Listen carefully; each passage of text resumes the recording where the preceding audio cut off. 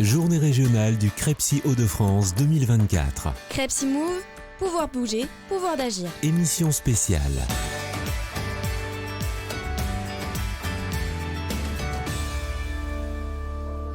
Bienvenue dans cette émission spéciale. Le Crepsi fête ses 10 ans. On est au campus Innovia à Noyon.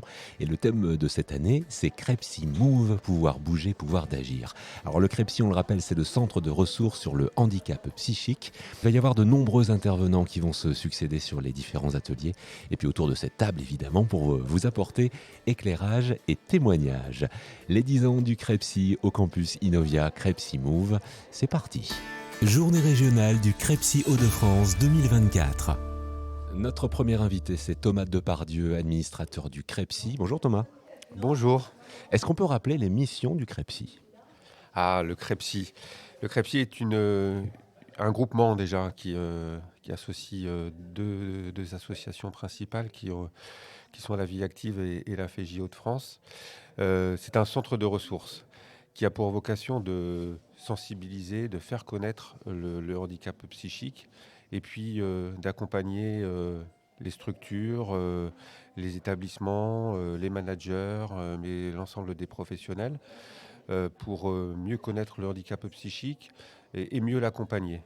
Et c'est à travers ce centre de ressources qu'on permet également à d'autres partenaires extérieurs aussi qui connaissent peu ce handicap qui est aujourd'hui en train d'émerger même aux yeux du grand public, de le faire connaître, y compris auprès des collectivités et de tout partenaire qui pourrait avoir besoin de mieux connaître le handicap psychique. On fête aujourd'hui les 10 ans du Crepsi, on est à Noyon. Le thème de la journée, c'est Crepsi Move, autour du sport et du sport adapté. Quels sont les objectifs de la journée ? L'objectif, il est intéressant parce qu'il s'inscrit aussi sur un petit pas de côté par rapport à ce qu'on a déjà fait au Crepsi et les traditionnelles journées régionales qui ont toujours été sur une thématique un peu classique. L'année dernière, on était sur l'aspect culturel et aujourd'hui, on est sur l'aspect sportif. On est dans une année olympique et donc on se pose la question des bienfaits du sport sur le handicap, sur la santé mentale en général, mais sur le handicap psychique en particulier, de se dire qu'est-ce qu'on peut tirer d'une activité sportive quand on est en situation de handicap. Qu'est-ce qui pourrait nous faire du bien ?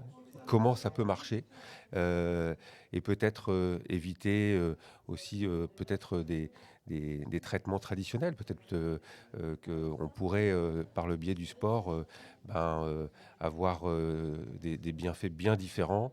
C'est ce regard différent, ce petit pas de côté sur le handicap psychique, de se dire, voilà, il y a d'autres moyens que les soins traditionnels. Et puis, c'est pas si facile que ça. C'est-à-dire que la pratique du sport, quand on est en situation de handicap, il y a des règles, il y a des conditions à respecter pour que ça puisse se faire dans de bonnes conditions et que ça puisse fonctionner. Donc c'est tous ces aspects-là qu'on va regarder à travers cette journée avec plein d'intervenants qui vont être passionnants, qui vont nous éclairer sur tous ces sujets-là. Et ça va être vraiment très enrichissant pour tous les participants, toutes les personnes qui vont venir assister à cette journée. Moi, je suis très satisfait de ce travail préparatoire qui a pu avoir lieu avec l'équipe du Crepsi, avec Cindy Mandler, qui aujourd'hui nous propose une thématique différente, mais qui va ouvrir les chakras sur bien d'autres potentialités pour les personnes en situation de handicap psychique. Vous l'avez évoqué tout à l'heure, le gouvernement a annoncé que la santé mentale serait probablement grande cause nationale en 2025. Qu'est-ce que ça vous inspire ? Ça m'inspire que, enfin, j'ai envie de dire enfin, quand on voit toutes les problématiques engendrées dans notre société, que notre société engendre sur les personnes, que ce soit jeunes ou plus âgés.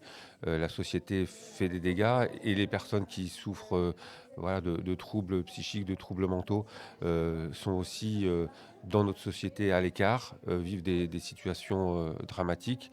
et qu'il est temps de les prendre davantage en considération, d'avoir un système de soins plus performant, plus adapté et qu'on agisse beaucoup plus tôt dans la prévention. Aujourd'hui, nos jeunes sont fortement marqués par les questions de santé mentale. Euh, il n'est plus question d'adolescents maintenant, il est question des tout petits, hein, des 10-12 ans, on commence à rencontrer des phénomènes assez graves. Donc tant mieux qu'on puisse enfin mettre un coup de projecteur sur ce sujet de la santé mentale. Il est grand temps et on va pouvoir, je l'espère, au-delà des déclarations, aussi avoir des moyens et des actions très concrètes pour que ça s'améliore. Merci beaucoup Thomas, je vais vous laisser lancer cette première plénière pour le lancement de cette journée régionale du CREPSI. Merci beaucoup. Merci et bonne journée à toutes et tous. Crepsi Move, pouvoir bouger, pouvoir d'agir. Émission spéciale. Et pour cette première partie dans les starting blocks, la mobilisation des politiques publiques, j'accueille sur ce plateau Madame Tizakti, bonjour. Bonjour. Monsieur Pernet, bonjour. Bonjour. Et Monsieur Gesbert, bonjour. Bonjour. L'ARS Hauts-de-France, on connaît ses missions, évidemment. On a entendu votre discours lors de la plénière. J'aimerais aller vous entendre sur ce que fait l'ARS pour le sport, puisque c'est vraiment le thème de la journée. Alors, comme je l'ai mentionné, l'ARS intervient sur les sujets de la promotion de l'activité physique et sportive, le sport étant une manière de pratiquer une activité physique.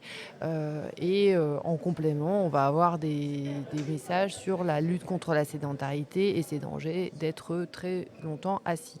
On peut être sédentaire et sportif. On peut être sédentaire et pas sportif ou pas sédentaire, des personnes qui bougent au quotidien mais qui ne font pas de sport. Et on a des facteurs de risque, on va dire des risques accrus liés à la sédentarité elle-même ou liés au sport, à l'activité physique. Manque d'activité physique, on va dire. Donc l'ARS travaille au quotidien à accompagner. Et dans l'accompagnement, je parle d'accompagnement méthodologique, d'expertise et financier de structures à but non lucratif sur les territoires, que ce soit des interventions au niveau régional, donc des structures comme des associations qui sont capables de rayonner sur tous les Hauts-de-France. Et on finance aussi des structures plus locales, par exemple des centres sociaux, qui développent des projets on va être en général sur de la promotion de l'alimentation et de l'activité physique. En général, on l'a dit ce matin, ça fonctionne ensemble, pour accompagner des publics qui sont plus prioritaires que d'autres, qui ont plus de besoins, qui sont plus éloignés de la pratique d'activité physique, donc des enfants par exemple, des enfants, des jeunes, des personnes en perte d'autonomie, des personnes porteuses de handicap. Et ça va être principalement, on va dire, dans la lignée des stratégies type PNNS qu'on connaît tous, manger et bouger, mais alors comment en travaillant sur les comportements favorables à la santé, comment est-ce que nous on se sent capable de changer de comportement, mais aussi sur des environnements favorables. Donc comment est-ce qu'on va avoir si à côté de chez vous il y a une piste cyclable qui est facilement accessible, vous allez plus facilement bouger. Donc on essaie de compléter les deux entre individu et l'environnement dans lequel il vit. Est-ce qu'on a déjà des données chiffrées de résultats de ces actions ? Alors ça pose la question de l'impact des politiques publiques et de l'impact des politiques de prévention. Surtout sur l'activité physique, il y a tellement d'autres facteurs qui vont jouer sur la survenue de maladies chroniques. On sait que par exemple sur l'obésité, alors c'est un exemple qui est un petit peu qui est biaisé parce que l'obésité c'est une pathologie très complexe, mais c'est qu'en France on a une prévalence de l'obésité qui monte moins vite que dans des pays qui ont la même typologie que nous, pays industrialisés, on va dire de notre type, comme on va dire par exemple en Grèce, en Royaume-Uni, aux États-Unis, on a des prévalences plus élevées. Donc il y a des théories qui vont indiquer que la France est protégée par rapport à d'autres pays, mais en termes de pratique d'activité physique, on n'est pas du tout bien noté par rapport à d'autres pays dans le monde. Je ne sais plus quel est notre classement, mais on bouge pas beaucoup au quotidien et on n'est pas très pratiquement sportif Mais en termes de pathologie chronique, de maladies et dont l'obésité, c'est sûr que c'est moins pire qu'ailleurs. Alors après, dans les Hauts-de-France, c'est particulier parce qu'on a quand même la prévalence la plus élevée de France. On est à 22% des personnes qui sont en obésité, plus des personnes qui sont en surpoids. Donc on est quasi à 45% de la population qui est en obésité ou en surpoids. Mais on ne va pas lier activité physique et sportive et obésité parce que c'est le raccourci qui a été souvent fait et qui conduit à beaucoup de stigmatisation de personnes en obésité en disant que c'est juste parce qu'elles ne se bougent pas et qu'elles pourraient faire un peu plus de sport pour brûler des calories. Je vais raccourcir. Mais on a peu de données sur l'impact des politiques publiques et l'impact de nos actions de prévention. Alors, il y a des bilans PNNS et autres, mais c'est plus compliqué que ça. Il n'y a pas cause-conséquence. Mais on a assez de littérature de toute façon pour savoir qu'on a des manières d'intervenir qui sont efficaces et que c'est bénéfique sur la santé mentale, qui est notre sujet. Et justement, les 10 ans du CREPSI et le titre de cette journée régionale, pouvoir bouger, pouvoir d'agir, qu'est-ce que ça vous inspire ?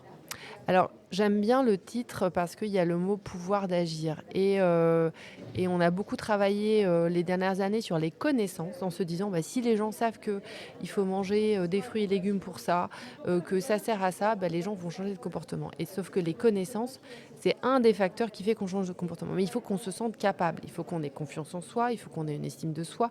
Et donc, c'est toute la question des compétences psychosociales. Et je pense qu'il est question de rassurer les gens, de leur dire qu'ils sont capables au quotidien d'aller un peu plus loin.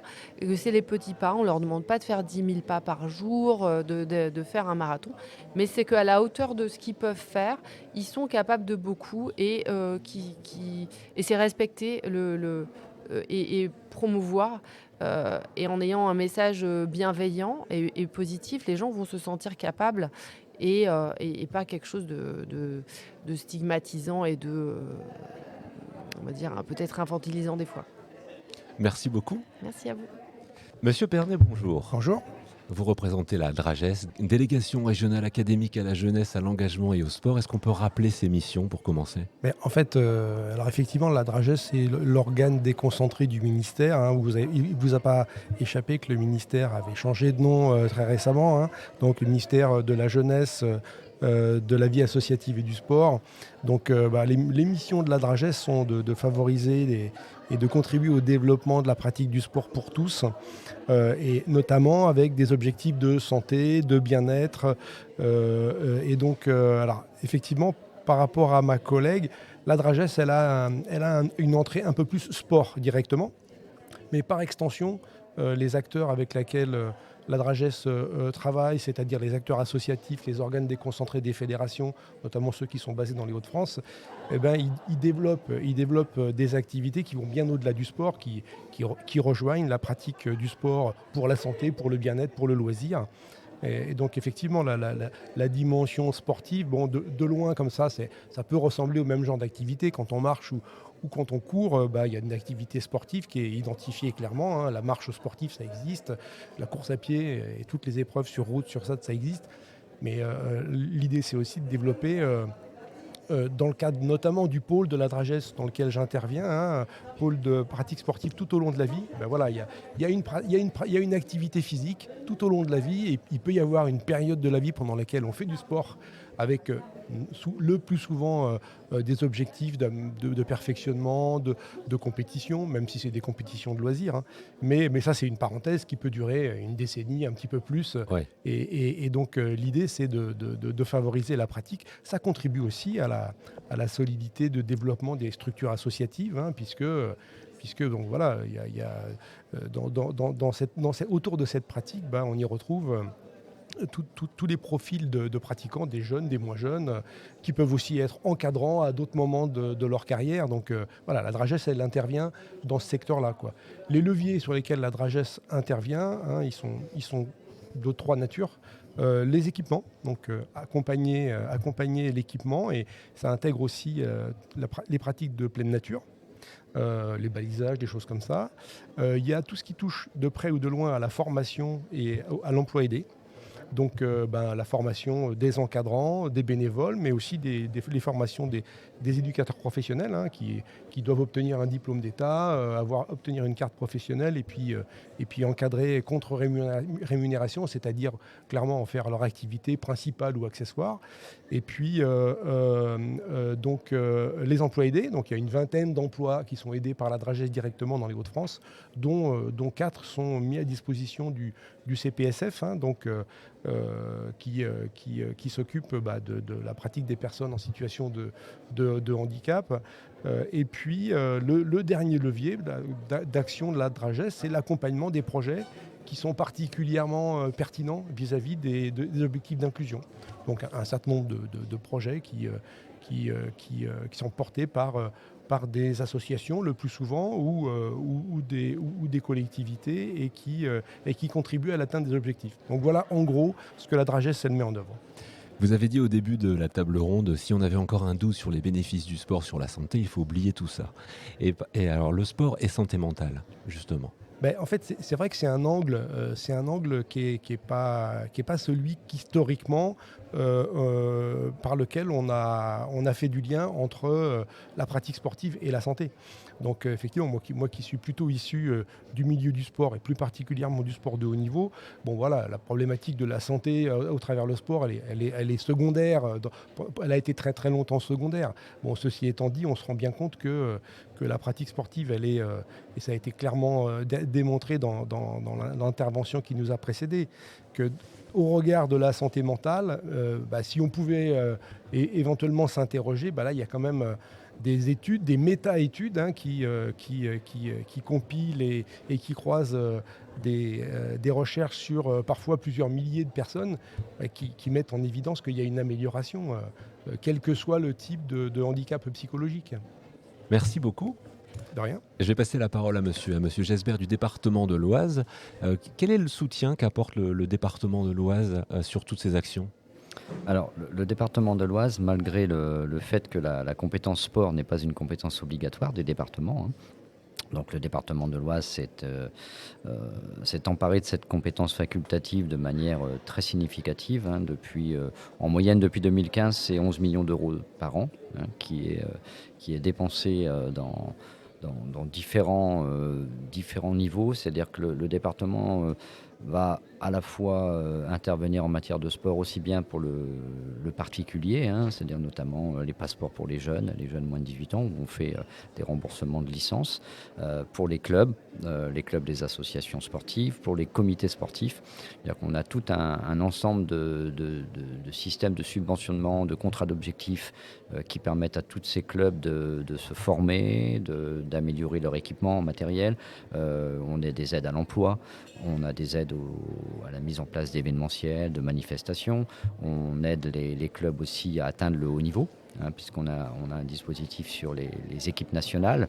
On va aussi développer le sport de haut niveau, puisqu'on a une team Oise 24 qui maintenant va être transformée en team Oise 28, où on a des bourses aux athlètes de haut niveau et on suit particulièrement des athlètes pour les accompagner vers le plus haut niveau qui est quand même les Jeux Olympiques, avec des résultats, puisqu'on a eu un certain nombre de médailles olympiques dans notre team récemment. Et puis, surtout, le département s'est inscrit dernièrement, en 2024, les élus du département. Et la présidente a souhaité qu'on réfléchisse à une nouvelle stratégie sportive. Et donc, ça aboutit à l'écriture et au vote de cette nouvelle stratégie sportive qui va se décliner 2024-2028. On se cale au rythme des Olympiades. Et cette stratégie sportive, elle est orientée en 9 axes thématiques. Et avec, pour ce qui nous concerne aujourd'hui, un axe très fort, c'est le sport et l'inclusion. Donc, on va mettre en place un certain nombre d'actions autour de l'inclusion à travers le sport. Alors bien sûr, c'est toujours, nous on s'appuie sur un maillage territorial important, puisqu'on a plus de 2000 clubs qu'on subventionne dans l'Oise, 56 comités sportifs, et on a 2 comités sportifs spécifiques, on va dire, pour l'accueil des personnes en situation de handicap, et notamment le comité sportif de sport adapté qui est présent aujourd'hui sur ce séminaire. Donc on est vraiment dans tous les champs d'intervention. Du particulier au club, à l'athlète de haut niveau. On subventionne aussi, on a mis en place très gros effort de subventionnement des équipements sportifs, puisque le département a dépensé 20 millions d'euros pour moderniser les équipements sportifs des collectivités, des mairies et des EPCI. Donc vous voyez, on est très acteurs, et malgré le fait que ça ne soit pas notre compétence obligatoire. Mais le département de l'Oise peut se valoriser d'être un département sportif. Pour terminer, j'aimerais vous faire réagir tous les trois sur l'info qu'on a tous entendue. La santé mentale, grande cause nationale 2025. Qu'est-ce que vous en pensez ? Vous l'avez mentionné, c'est intéressant qu'on passe d'une grande cause nationale sur la promotion de l'activité physique à une grande cause sur la santé mentale. Et c'est vrai que je me suis fait la réflexion et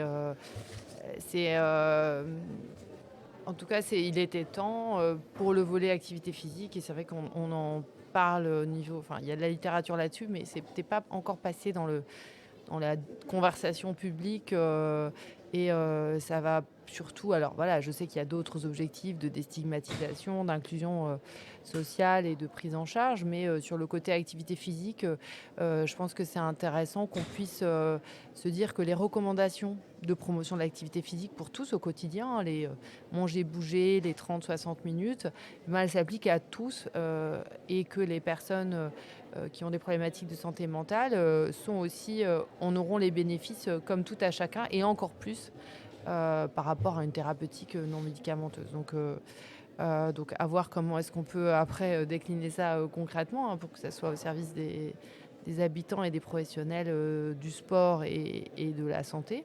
Mais je pense que ça va en tout cas permettre d'échanger de façon plus ouverte sur ce sujet.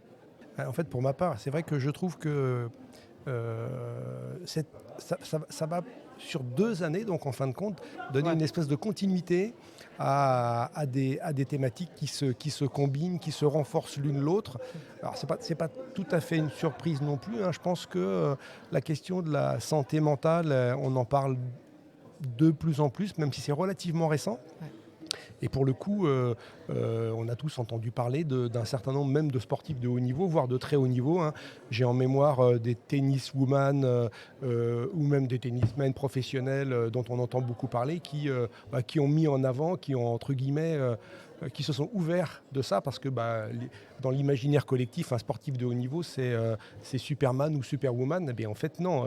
Et il y en a quelques-uns qui mettaient leur carrière pendant quelques mois, une saison entre parenthèses, parce que la gymnaste américaine, elle a fait une pause aussi dans sa carrière pour des questions de santé mentale. Donc je pense que c'est vraiment un sujet d'actualité. Et puis moi, je me félicite de cette continuité des 2 grandes causes nationales qui se suivent, qui vont pouvoir qui vont nous permettre d'appuyer sur l'accélérateur sur un certain nombre d'actions.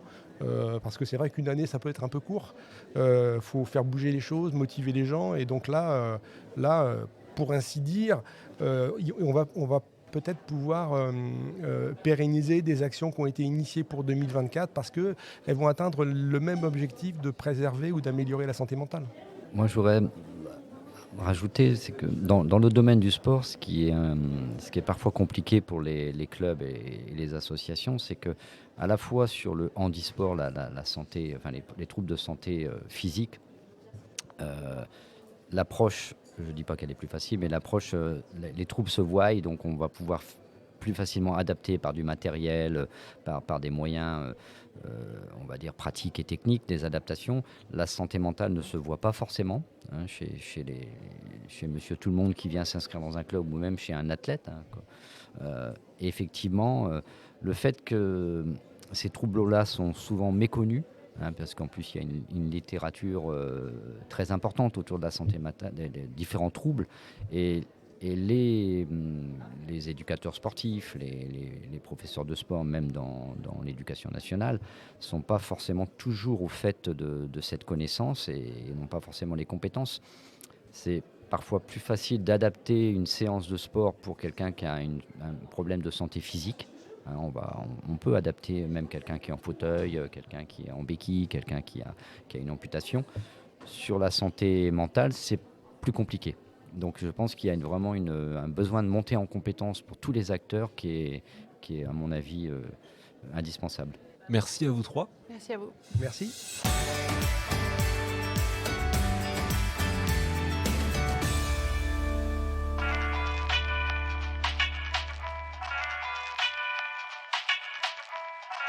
those who may be among us tonight for the first time may be wondering what is going to happen now.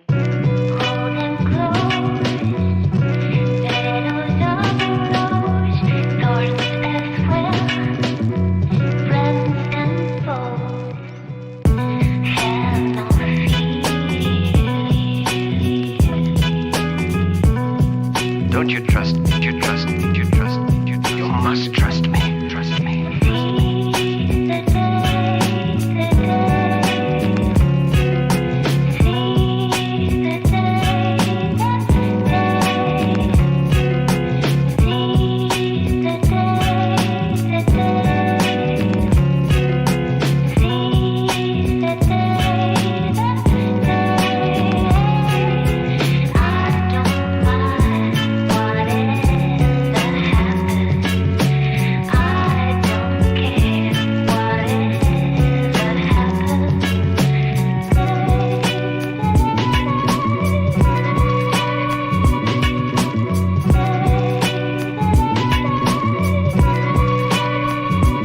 What is going to happen now? I can't see much in the future. In the future.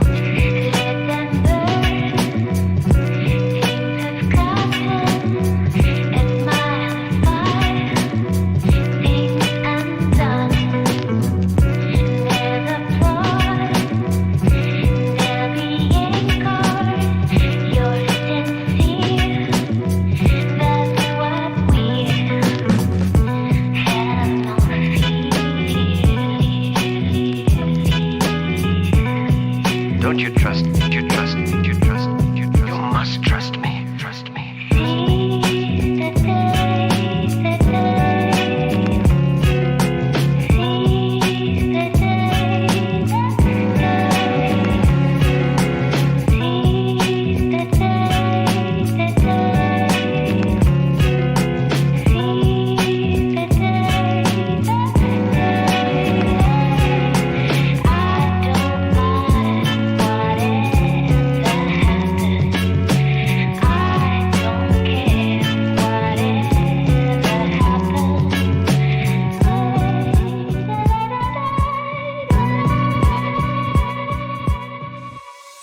Émission spéciale, la journée régionale du Crepsi. Crepsi Move, pouvoir bouger, pouvoir d'agir.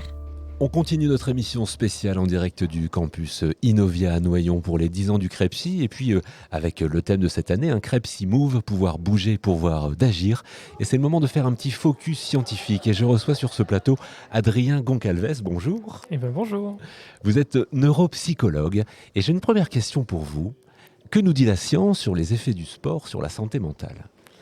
La science, elle dit beaucoup de choses et elle a beaucoup à en dire. Parce qu'en fait, on le sait peu. On a l'impression qu'au niveau de la science, on teste surtout les molécules, les médicaments, etc. Mais ça, c'est un peu un biais de la pensée parce qu'en fait, on a beaucoup de recherches sur le sport, sur l'activité physique, qu'elle soit adaptée ou non, et sur ses liens avec la santé générale, la santé physique, mais également la santé mentale. Et donc, les résultats sont relativement clairs.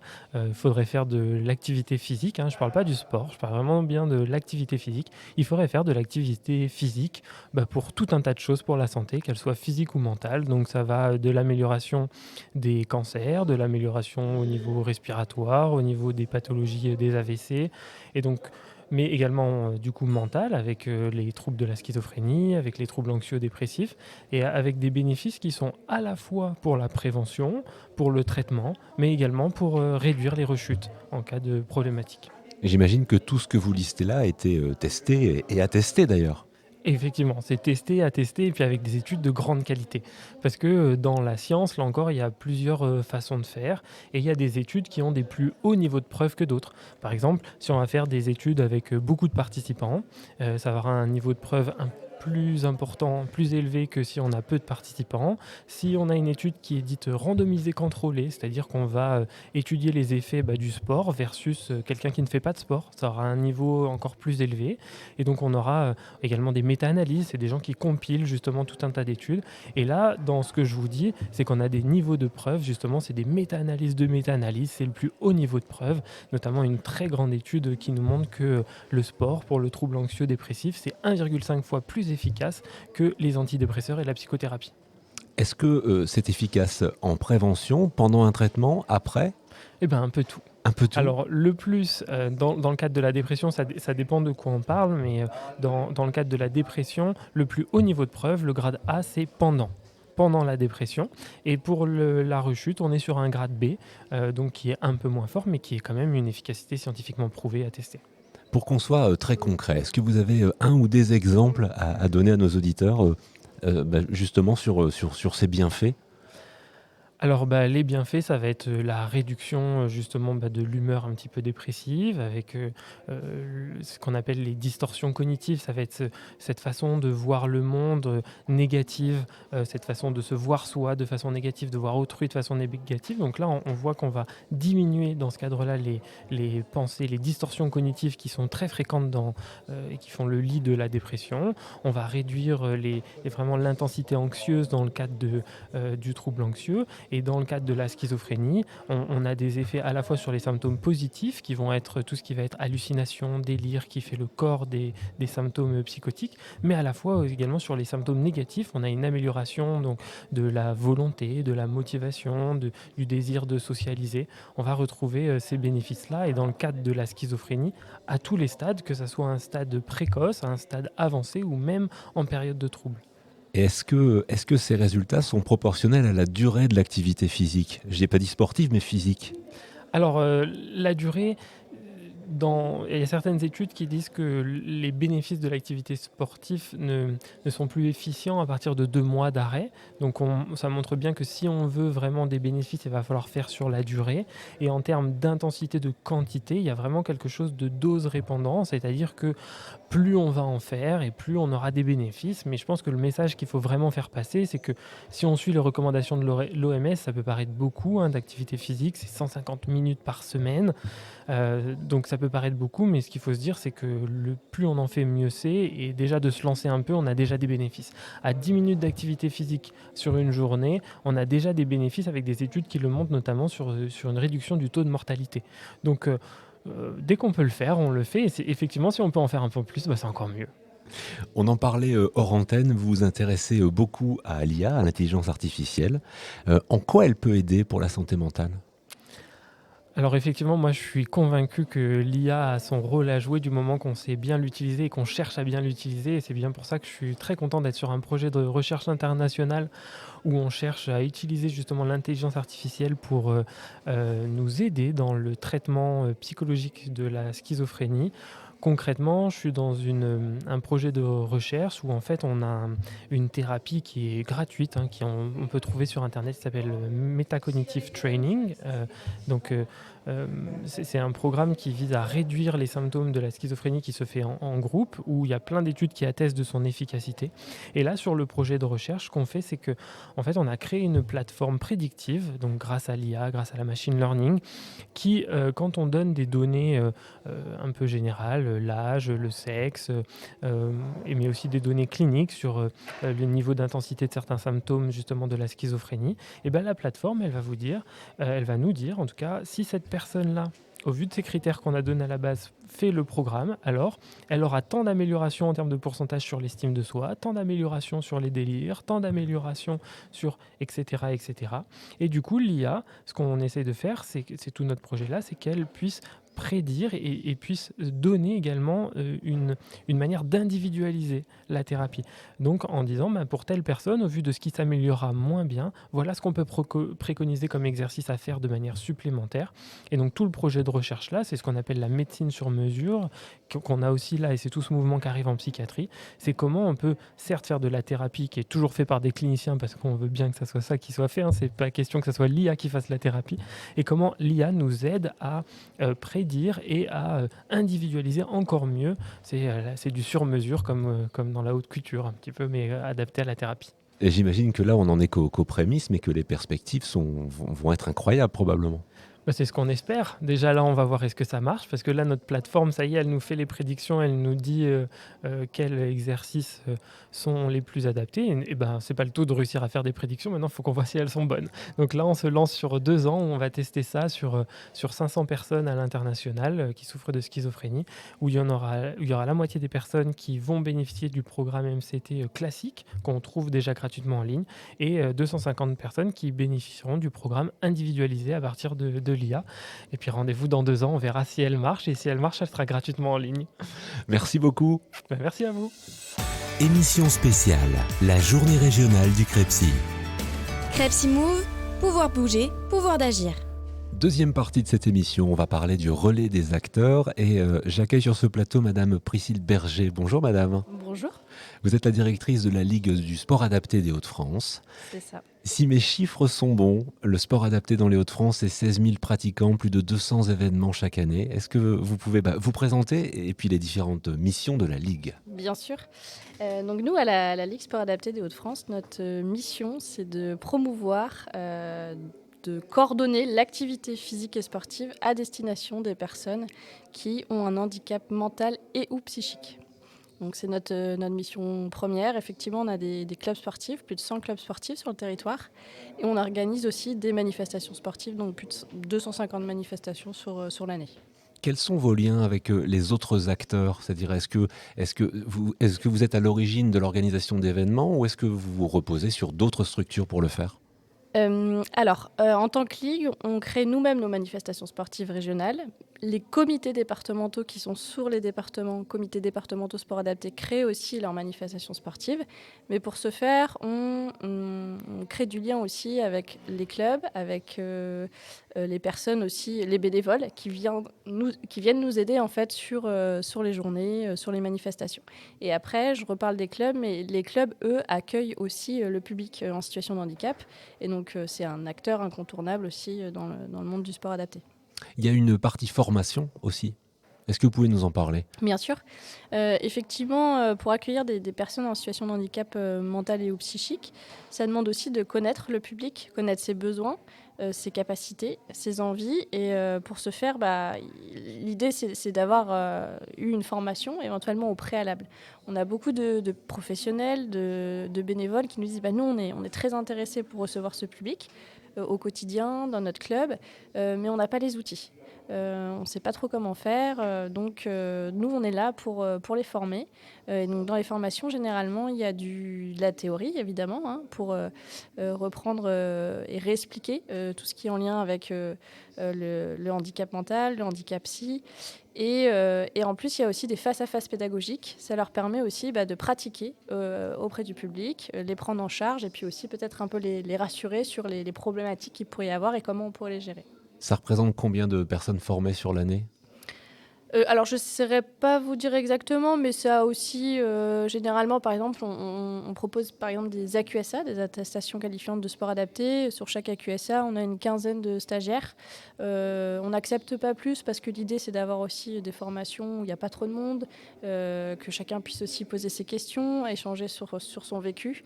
Et on propose 4-5 AQSA par an. Donc, après, on est en train de travailler sur un autre type de formation, c'est une formation auprès des référents APS dans les ESMS. Je ne sais pas si ça vous parle. Là, il va falloir traduire les acronymes. Donc, référent APS, c'est activité physique et sportive dans les ESMS, les établissements médico-sociaux. D'accord. En fait, chaque établissement médico-social doit maintenant cibler un référent qui a pour mission en fait, développer l'activité au sein de son établissement. Ça peut être au sein de l'établissement, mais aussi avec des partenaires extérieurs. Et donc, c'est une loi qui est arrivée, il me semble, l'année dernière. Mais ce n'est pas le tout de cibler un référent. Le référent, il faut le former pour aussi revoir un petit peu sa fiche de mission, sa fiche de poste. Je suis référent, mais ma mission, c'est quoi ? Qu'est-ce que je dois faire ? Combien de temps je dois avoir pour réaliser cette mission ? Donc, nous, on a créé une formation pour ces personnes-là. Alors on est au cœur de la journée régionale du CREPSI. Quels sont vos liens avec le CREPSI ? Eh ben, nos liens, ils sont assez nouveaux, puisque justement, ils m'ont appelé cette année pour qu'on puisse participer à cette journée régionale, et on est ravis de pouvoir être là. Donc ils sont assez récents, en tout cas pour ma part et pour la Ligue. Mais tout au long de la journée, finalement, je croise aussi des anciens collègues, des personnes qui sont professeurs, prof APA dans les établissements. Donc en fait, on a des liens. C'est le réseau, en fait, finalement. Notre réseau à nous et notre réseau du CREPSI, c'est plus ou moins le même réseau, finalement. Et à titre perso, qu'est-ce qui vous a donné envie de faire ce métier, de diriger la Ligue ? Alors, c'est venu comment ? bonne question. Alors moi, je suis issue du milieu STAPS, donc faculté de sport. Je me suis j'ai pris une spécialité activité physique adaptée durant ma deuxième année de licence. À la toute base, je voulais faire prof de PS, et puis je me suis très vite rendu compte que c'est pas ce qui me convenait. Et quand j'ai su que cette spécificité existait, je me suis lancée, et je regrette pas du tout. Et aussi parce que j'ai ma sœur qui est elle-même en situation de handicap, donc ça doit jouer, même si je l'avais pas conscientisé à l'époque. Et en finalité, c'est un milieu que j'ai pas du tout envie de quitter. Enfin, je m'y sens bien, et c'est quelque chose qui m'intéresse énormément. Merci beaucoup. Merci à vous. On continue notre émission avec, dans la partie passage de témoins, je reçois le docteur Aurélie Delobel. Bonjour. Bonjour. De l'Union régionale des professionnels de santé, médecins libéraux. Quelle est la raison de votre présence ici ?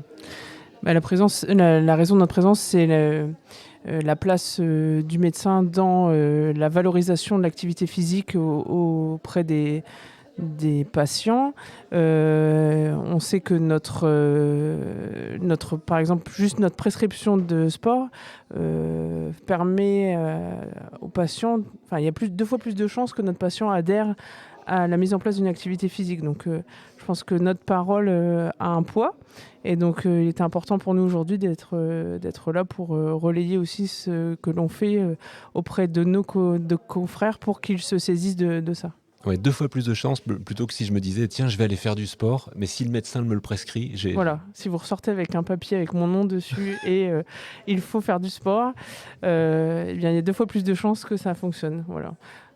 Qui s'explique par le lien qu'il existe entre le praticien et le patient, la confiance aussi, et puis les explications qu'on peut ajouter à ça, c'est pas juste distribuer un papier, mais expliquer les bienfaits pour la santé, aussi bien physique que psychique. Et donc, on sensibilise les professionnels à cette pratique pour que nos patients bougent plus et soient moins sédentaires. On a beaucoup parlé pendant cette émission des bienfaits du sport sur la santé physique et psychique. J'aimerais avoir la vie médicale. Qu'est-ce qui se passe dans le corps quand on fait du sport ? Alors, il y a à la fois tout ce qui est physique, donc on sait, on ne va pas rentrer dans des détails très scientifiques, mais on sait que les processus inflammatoires sont diminués, qu'au niveau musculo-squelettique, on a un développement plus important, qui diminue notre risque, par exemple, de fracture liée à une chute, qui diminue notre risque de cancer, etc. Donc ça, c'est le côté vraiment purement, on va dire, physique. Et puis on sait aussi que la pratique du sport permet des interactions sociales qui ont aussi un lien sur la santé psychique, donc c'est vraiment un tout. On aime bien dire que le sport, c'est la première thérapeutique non médicamenteuse. C'est-à-dire que c'est vraiment... alors ça ne se substitue pas au reste, bien sûr, mais dans nos sociétés, à l'inverse, c'est un fléau de ne pas bouger, et on aura des conséquences dans les années à venir quand même dramatiques sur la prévalence de maladies chroniques secondaires à ça. La santé mentale devrait être cause nationale en 2025. Ça veut dire qu'il y a des choses qui vont bouger, qui vont vous aider, je veux dire, vous, dans votre travail. J'espère, oui, que... par exemple, sur le sujet qui nous intéresse aujourd'hui, j'espère que mes confrères y penseront plus. C'est-à-dire que je trouve qu'on fait souvent un lien entre sport, problèmes physiques, cardiovasculaires, etc. Et peut-être qu'on oublie un peu que le sport est bénéfique pour tous et pour toutes les pathologies. Et donc, si de mettre l'accent sur la santé mentale nous permet ça, tant mieux. Merci, docteur, d'être venu sur ce plateau. Merci. CREPSI Move, pouvoir bouger, pouvoir d'agir. Émission spéciale. On continue cette deuxième partie au 10e anniversaire du Crepsi avec le Crepsi Move, pouvoir bouger, pouvoir d'agir. La partie 2, c'est le passage de témoin, le relais des acteurs. Et je suis avec monsieur Jérémy Houbeau. Bonjour. Bonjour. Vous êtes référent Hauts-de-France du comité paralympique et sportif français. Est-ce que vous pouvez vous présenter ? Je vais présenter plutôt la structure, ce sera plus intéressant que moi-même. Dans le comité paralympique et sportif français, on a deux grandes missions. La première, c'est la constitution et la direction des équipes de France sur les Jeux paralympiques d'hiver et d'été. Et depuis maintenant un peu plus de 5 ans, on a une animation territoriale avec un déploiement qui s'est opéré, où en fait on est au cœur un petit peu de cet écosystème, où on essaie un petit peu de décloisonner, de faire travailler, collaborer les acteurs, donc le milieu sportif, le milieu institutionnel et le milieu médical. On peut dire que vous avez un rôle de facilitateur en fait. Comment ça se passe les interactions entre les ligues, les partenaires médicaux, les financeurs ? Exactement, on est là un petit peu pour réseauter, on va dire. Ce qui est intéressant pour nous, c'est qu'on n'a pas de lien hiérarchique avec les acteurs. Donc, ce qui nous permet de discuter à bâton rompu sur les différents projets et de les accompagner. On a un rôle d'accompagnateur, de facilitateur, comme vous l'avez évoqué. Alors forcément, nous, on a des projets du national à décupler sur le territoire, mais on a aussi l'attitude à pouvoir en créer suivant ce qu'on voit. Et je pense que c'est mieux pour pouvoir coller vraiment à la réalité du local. Est-ce que vous avez en tête, dans les projets qui ont été montés là, dans les Hauts-de-France, quelque chose qui vous a laissé un super souvenir ? Super souvenir, on en a plein. On a pu aider, nous, sur l'accompagnement d'infrastructures sportives. Mes collègues en ont parlé. On va voir la création d'un gymnase connecté à Denain, dans le Nord. Donc, c'est aussi un événement pour la région entière. Gymnase qui aura le nom de ma présidente, Marie-Mélie Le Fur, donc c'est à souligner. Mais pas que. Je pense qu'on est là aussi pour accompagner les ligues sportives.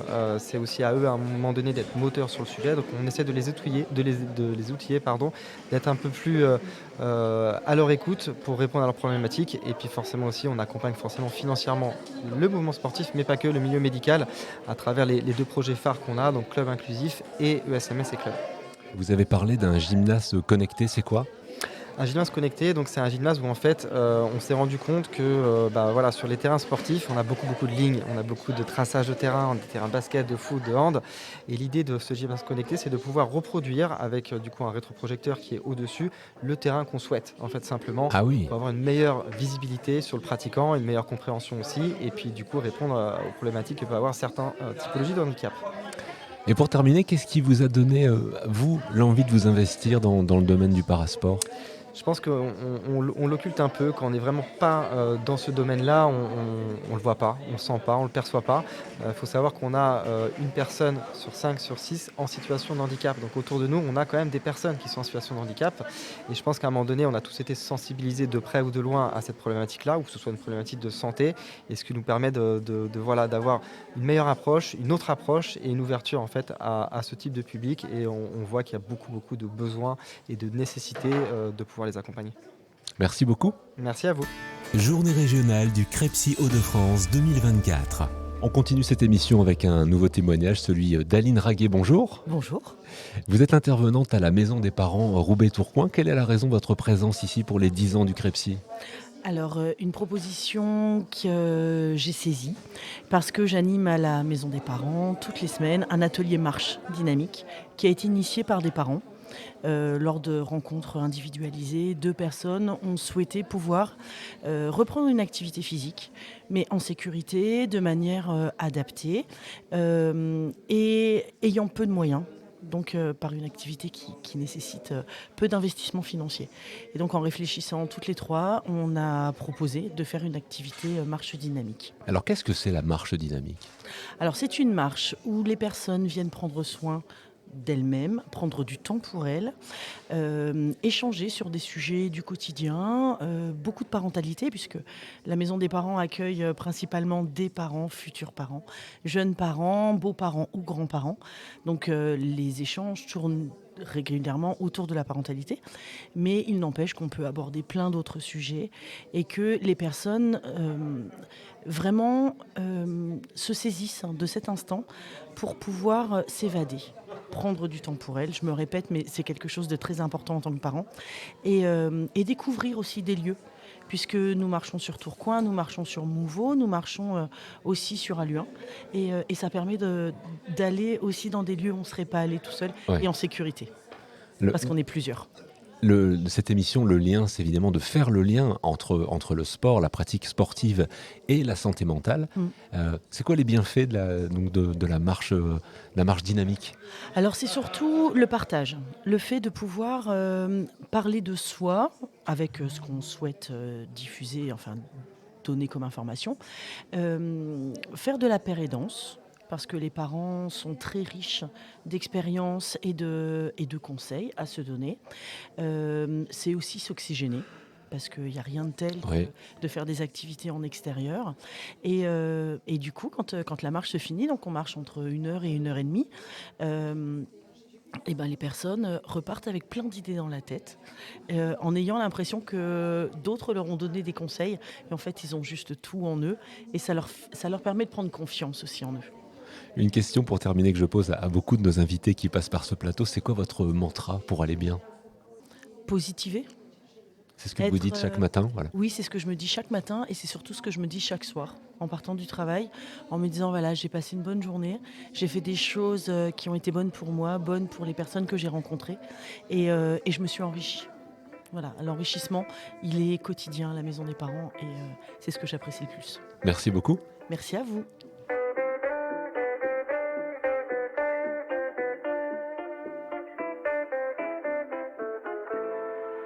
What a life, what a night, what a beautiful, beautiful ride. Don't know where I'm in 5, but I'm young and alive. Fuck what they are saying, what a life. I am so thrilled right now, 'cause I'm popping right now. Don't wanna worry about a thing, but it makes me terrified to be on the other side. How long before I go insane? I am so thrilled right now, 'cause I'm popping right now. Don't wanna worry about a thing, but it makes me terrified to be on the other side. How long before I go insane? What a life, what a night, what a beautiful, beautiful ride. Don't know where I'm in 5, but I'm young and alive. Fuck what they are saying, what a life. It's okay, it's okay that we living this way. Don't know where I'm in 5, but I'm young and alive. Fuck what they are saying, what a life. It's okay, it's okay that we living this way. Don't know where I'm in 5, but I'm young and alive. Fuck what they are saying, what a life.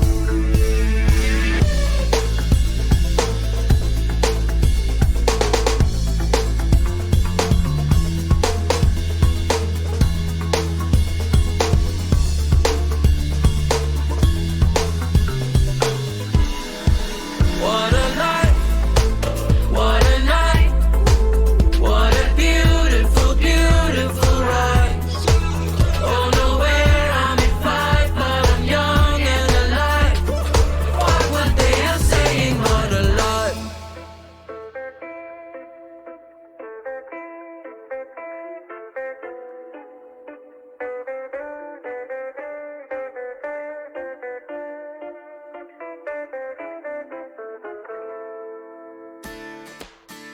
Journée régionale du Crepsi Hauts-de-France 2024. Crepsi Move, pouvoir bouger, pouvoir d'agir. Émission spéciale.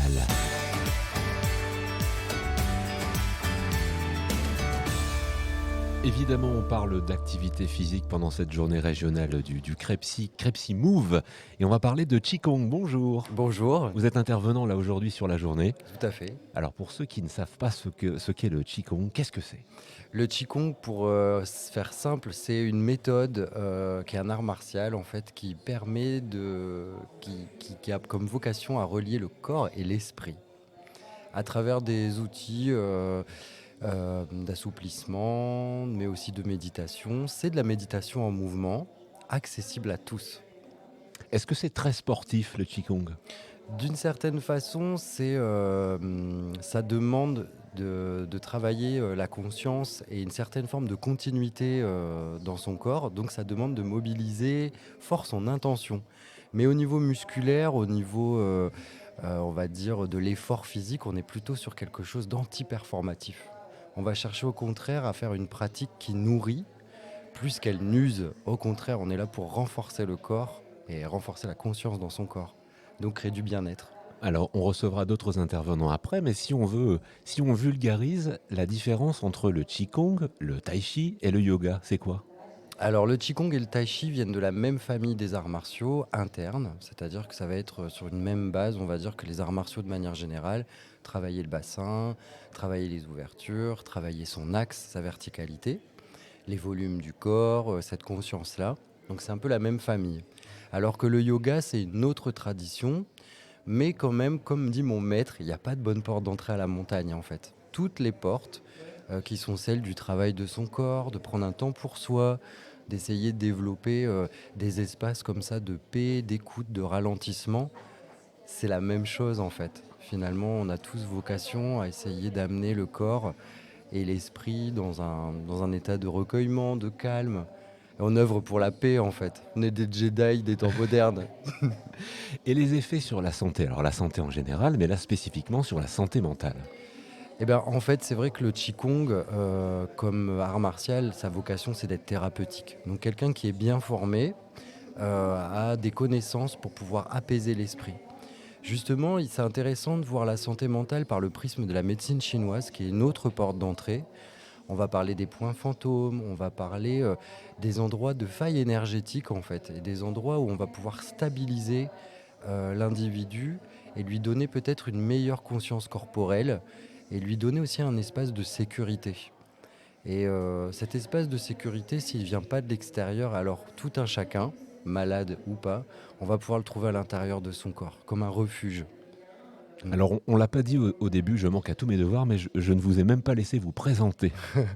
Moi, je vous en prie. Je m'appelle Jean-Philippe Archin, donc je suis à la base un artiste. Moi, je suis danseur, comédien, performeur. Et je suis rentré dans la pratique du Qigong d'abord pour me stabiliser, me soigner, m'apaiser. Et puis là, je viens de valider mon diplôme en Chine avec l'étang du corps. C'est un centre de formation parisien. Je nomme mon maître Cohen, que j'adore.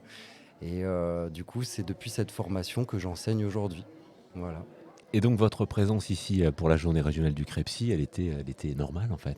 Bah, j'espère. En tout cas, pour moi, ça a beaucoup de sens. Je suis déjà intervenu en hôpital psychiatrique. J'ai adoré rencontrer les personnes. Aussi, trouver du commun en fait ensemble. Peut-être sortir quelques instants, faire un pas de côté par rapport à la pathologie et pouvoir aller un peu plus dans du commun, le corps, qui est quand même le grand commun en fait de toute cette pratique. Et puis amener des endroits de reconnaissance en fait chez l'individu qui sont vraiment nécessaires, mais je dirais pour tout un chacun. J'ai une force d'adaptation pour tous les publics, mais je fais pas de distinction vraiment entre les individus. Comment se sont passés les premiers ateliers ce matin? C'était très chouette, j'ai rencontré des gens intéressants. J'ai senti que je les emmenais dans un univers qui les a un peu au début surpris. Et puis comme j'essayais d'amener ça aussi sans gravité, dans la joie, et en fait finalement on se laisse porter. Donc j'ai senti qu'à la fin tout le monde sort avec un grand sourire, relâché, les épaules un peu moins tendues. Voilà, on est bien quoi, on sort d'une pratique de Qigong. C'est quoi votre mantra? Vous répétez tous les jours? Tous les matins, en fait, en médecine chinoise, on dit tous les matins, fais ta petite ordonnance. Donc le matin, généralement, je prends le temps au moins d'arrêter tout. La vraie chose, et je vous invite tous à le faire, c'est prendre un temps, arrêter tout, contempler. Prenez un temps pour regarder, écouter, le corps sait. Ça veut dire j'arrête tout, j'arrête le téléphone, j'arrête la télé, J'arrête tout. Ouais. J'écoute un peu ce qui se passe à l'intérieur de moi, les endroits où c'est un peu tendu aujourd'hui, ou qu'est-ce qui est un peu déséquilibré, qu'est-ce que je vais pouvoir faire. Et puis on évite de se rajouter toujours plus de choses, on évite de se disperser dans 1000 activités. C'est aussi ça peut-être le message du Qigong, c'est diminuer, accepter. C'est une forme de résilience, mais tous. Merci beaucoup. Moi je vous en prie, très bonne journée. On continue notre tour d'horizon des activités physiques adaptées. Et après le Qigong, on va parler pilates et yoga sur chaise avec Karine Huret. Bonjour. Bonjour. Est-ce que vous pouvez vous présenter ? Alors moi je m'appelle Karine, je suis coach sportif depuis 6 ans. J'ai fait une reconversion professionnelle. À la base j'étais esthéticienne et j'ai passé mon BPGEPS AG2F au CREPS de Wattignies. Suite au Covid, j'ai eu un licenciement économique, la salle a fermé et c'était le moment pour moi de me lancer en auto-entrepreneur. J'ai passé une formation de yoga traditionnel et de pilates, Matwork 1. Je suis en train de faire le Matwork 2 actuellement. C'est le niveau encore au-dessus. Là, je travaille en association, en entreprise et à domicile. Donc domicile, je suis un peu plus spécialisée dans le renforcement, dans le cardio, la perte de poids avec du cross-training sur le Douaisis. L'association, donc je travaille à la MJC de Douai, à la MJC de Lambrelay-Douai et je travaille aussi en entreprise, là où on m'appelle, donc soit de manière ponctuelle ou de manière hebdomadaire. Le pilate, par exemple, moi qui n'y connais rien, qu'est-ce que c'est le pilate ? Alors, ça a été inventé par Joseph Pilate au début du XXe siècle. C'est un monsieur qui avait beaucoup de soucis de santé. Une déformation thoracique qui était rachitique, donc il n'était pas du tout coach sportif. Et il a mis ça en place sur lui. Au départ, ça s'appelait la contrologie. Et de là, il était allemand. Il s'est fait enfermer en prison en Angleterre pendant la guerre. Et il a mis en place sa méthode sur les prisonniers. Donc pendant la grippe espagnole, ils se sont aperçus que ceux qui avaient pratiqué le pilate n'étaient pas malades ou moins malades. Donc la guerre était terminée, il est sorti et il est allé donner ses cours avec sa femme dans des cours de danse à New York. Donc il a fini sa vie à New York. Donc ça permet de travailler, c'est vraiment un cours qui est adapté à tous, qu'on ait des blessures ou non, peu importe l'âge, qu'on soit jeune ou moins jeune. Ça va permettre de travailler sur l'équilibre, sur tout ce qui est muscles posturaux, les muscles du dos, la sangle abdominale, le corps, c'est CORE. C'est une respiration qui est bien spécifique. Et voilà, donc c'est vraiment un cours que j'apprécie beaucoup. Et c'est vraiment différent du yoga ? Alors dans le yoga, on va retrouver plutôt Il existe plein de types de yoga différents. Il y a le yoga moderne et le yoga traditionnel. Moi, je suis un peu plus dans le yoga traditionnel, basé sur les textes sanskrit, les textes anciens, selon Patanjali. Et il existe tellement de choses différentes dans le yoga. Le yoga, c'est des asanas. Donc, on n'a pas le droit de dire posture normalement dans le yoga. C'est asana. Il y a du pranayama, c'est des exercices de respiration. Et le vrai yoga traditionnel, c'est, selon Patanjali, c'est rester là, fermer des yeux pendant des heures et penser à rien. Donc, si je vous demande ça, c'est un peu compliqué. On va penser au repas qu'on a à faire ce soir, la personne qui nous a énervé hier, au patron. Donc le but, c'est vraiment de rester concentré sur son asana, de ne penser à rien ou penser uniquement à sa respiration, à ce qui se passe dans son corps. Le pilate, on va retrouver quelques exercices quand même de yoga dedans, quelques étirements, quelques stretching de yoga. On parlait juste avant avec le Qigong et l'intervenant me disait le Qigong en gros c'est arrêter tout, arrêter de penser. Ah bah voilà, c'est tout à fait dans le yoga. Et donc ça rejoint un petit peu ce que vous m'avez dit. C'est un peu compliqué de ne pas penser parce qu'on est toujours, même au soir, on est là dans notre lit et puis on a le cerveau qui part un petit peu dans tous les sens. Donc oui, c'est un peu compliqué, mais c'est le travail du yoga. Alors là, on est au 10e anniversaire du CREPSI, on parle de santé mentale. On vient de parler du pilate et du yoga sur chaise en plus. Les bienfaits sur la santé mentale ? Alors, c'est vraiment un lâcher-prise. Comme je disais juste à l'instant, c'est de ne pas penser. C'est pas seulement mental, mais c'est aussi physique. Le fait de se sentir bien dans son corps, d'être détendu. Quand on fait du sport, on sait très bien que ça crée de l'endorphine. Et l'endorphine, c'est l'hormone du plaisir. Donc justement, c'est comme ça qu'on va venir se sentir bien toute la journée. Mais c'est un sport qu'on doit faire régulièrement. Comme tous les sports, si vous le faites qu'une fois tous les 15 jours, voilà, on n'aura pas les résultats souhaités. Je posais la question à l'intervenant Qigong juste avant. Est-ce que vous avez un mantra que vous vous répétez tout le temps ? Un mantra de vie ? Alors, j'ai le mantra, donc je chante le mantra en chaque début de cours en yoga, mais j'en ai pas un en particulier. Non, j'en ai pas un en particulier. Merci d'être venu nous voir en tout cas. Merci à vous. On continue notre exploration des activités physiques adaptées. On va découvrir le Brain Ball avec Isabelle et Margot. Bonjour à vous deux. Oui, bonjour. Bonjour. Qu'est-ce que c'est le Brain Ball ? Alors, le Brain Ball, c'est la gym cérébrale. Et effectivement, par des exercices de balles et de rythmique, on permet d'aérer et de travailler les neurones qui se trouvent dans notre cerveau. Et c'est une discipline qui vient d'où? Elle a été créée en France ou pas du tout? Donc ça vient des États-Unis. Et donc c'est Régis Potonnier qui est éducateur spécialisé à la base et batteur aussi. Et donc qui a allié cette technique par des exercices de rythme, de métronome, de balles, de petits exercices pour travailler vraiment un petit peu tous les troubles que l'on peut avoir liés malheureusement à ces neurones qui nous font défaut. C'est des séances qui durent combien de temps? C'est des séances, pour nous, quand on le fait avec nos patients, qui durent entre 1 heure et 1 heure et demie, qu'on décompose. Donc avec d'abord un échauffement, puis des exercices spécifiques pour travailler des fonctions cognitives.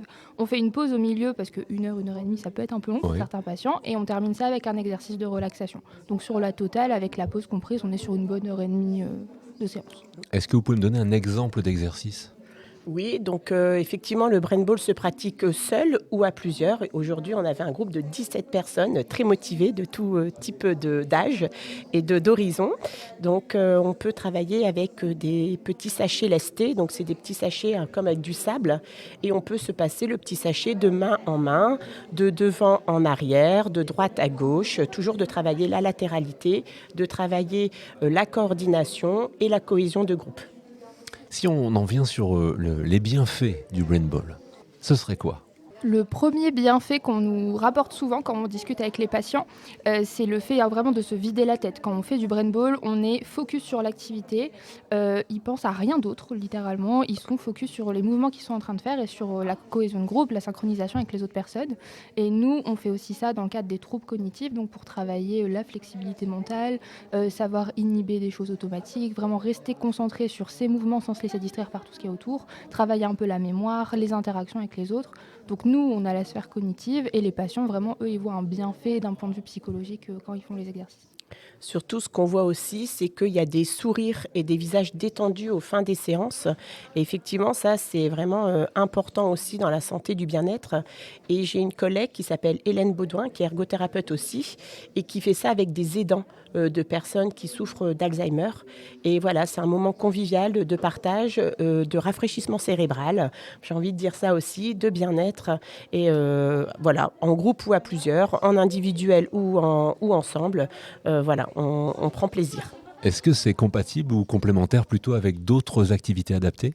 Oui, moi je pense que voilà, c'est soit on peut le faire chez soi, comme on pourrait faire ses petits abdos, et ben on peut faire ces petits exercices de balle ou de gymnastique cérébrale. Voilà, c'est je pense un bienfait cérébral qui est une ressource énergétique aussi et qui fait vraiment du bien au corps et à l'esprit. Si on veut découvrir le Brain Ball à la maison par exemple, il existe des guides, des vidéos? Alors ça, effectivement, il y a quelques vidéos sur Internet, mais il faut apprendre les mouvements de base. Donc, Monsieur Potonnier Régis est formateur, donc propose 2 formations. Une formation initiale de 4 jours où il peut se déplacer en interne et donc rencontrer les équipes et expliquer tous les petits exercices. Effectivement, quand on comprend l'idée de Brain Ball, on peut faire ça avec toutes sortes de petits objets et de gymnastique à la maison. Voilà, on peut un peu se dépatouiller, comme on dit dans notre jargon. Et puis, sinon, il y a une formation aussi d'approfondissement si on veut vraiment être licencié Brain Ball et pratiquer vraiment plus en profondeur. Mais effectivement, on va essayer, nous, avec ma collègue, peut-être avec le CREPSI, de faire une journée de sensibilisation pour nos collègues et les usagers pour faire découvrir plus amplement la pratique. Ah, ça serait une excellente idée. Merci à vous deux. Merci à vous. Au revoir.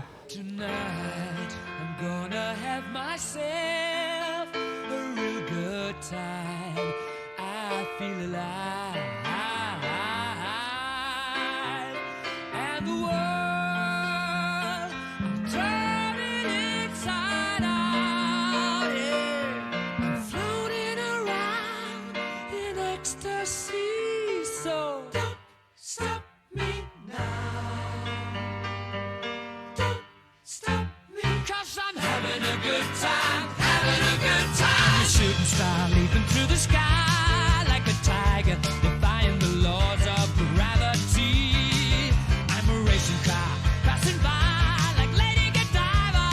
I'm gonna go, go, go. There's no stopping me. I'm burning through the sky, 200 degrees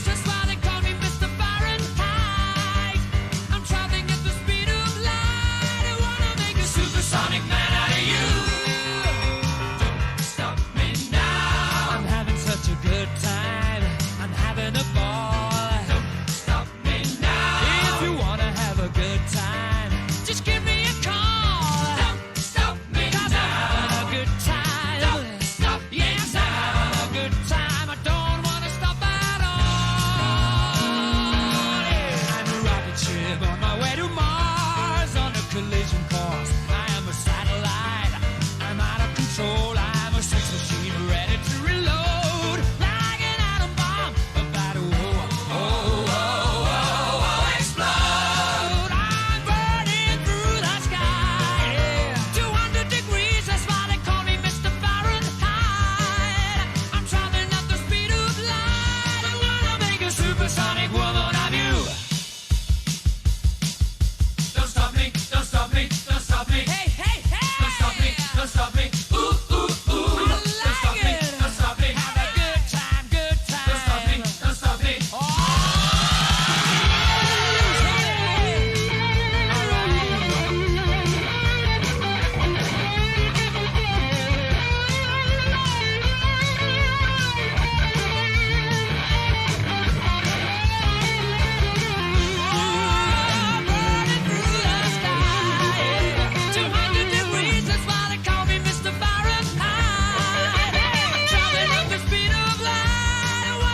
Supersonic man out of you. Stop me now. I'm having such a good time. I'm having a ball. Don't stop me now. If you wanna have a good time, just give me a call. Don't stop me now. I'm having a good time. Don't stop me now. I'm having a good time. I don't wanna stop at all.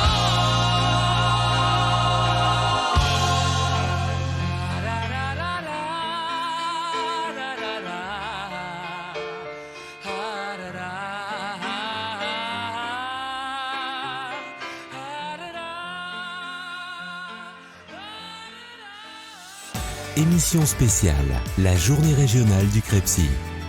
Crepsi Move, pouvoir bouger, pouvoir d'agir. Et pour cette troisième partie sur la ligne d'arrivée, vient de nous rejoindre sur le plateau Caroline Magnier. Bonjour. Bonjour. Vous êtes de l'UNAFAM, alors on le rappelle, l'Union nationale des familles et amis de personnes malades et ou handicapées psychiques. Merci d'être avec nous. Je vous en prie, merci à vous. Vous êtes chargée de mission régionale, en quoi ça consiste ? C'est ça. Alors en fait, moi je vais me charger de tout ce qui est coordination, communication au sein des 5 départements des Hauts-de-France.